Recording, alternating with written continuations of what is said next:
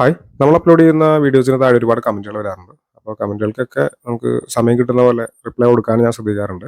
ചില കമന്റുകൾ വരുന്നത് ഇത്ര സ്ക്വയർ ഫീറ്റ് ഏരിയയുള്ളൊരു പ്ലാൻ അപ്ലോഡ് ചെയ്യൂ, അല്ലെങ്കിൽ ഇത്ര ബെഡ്റൂമുകൾ വരുന്ന പ്ലാൻ അപ്ലോഡ് ചെയ്യൂ എന്നൊക്കെ ചോദിച്ചിട്ടുള്ള കമന്റുകൾ. അപ്പോൾ അതൊക്കെ ഞാൻ നോക്കി വെക്കാറുണ്ട്. പക്ഷേ പലപ്പോഴും അതിന് അനുസരിച്ചുള്ള വീഡിയോസ് അപ്ലോഡ് ചെയ്യാൻ പറ്റാറുണ്ടായിരുന്നില്ല.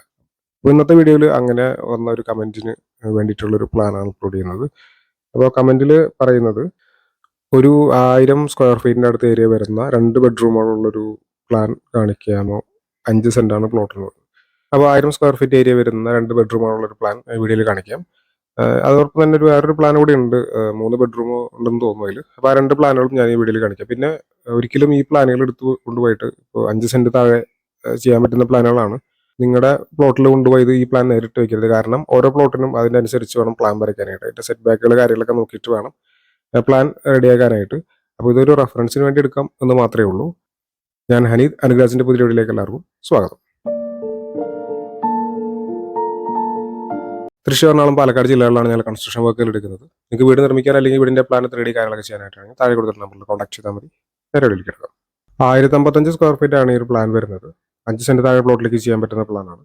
ഈ ഭാഗത്തായിട്ട് സിറ്റ് ഔട്ട്, അടുത്തത് ലിവിംഗ് ഏരിയ, ലിവിംഗ് നിന്നും അടുത്തതായി ഡൈനിങ് ഏരിയയിലേക്കാണ് നടക്കുന്നത്.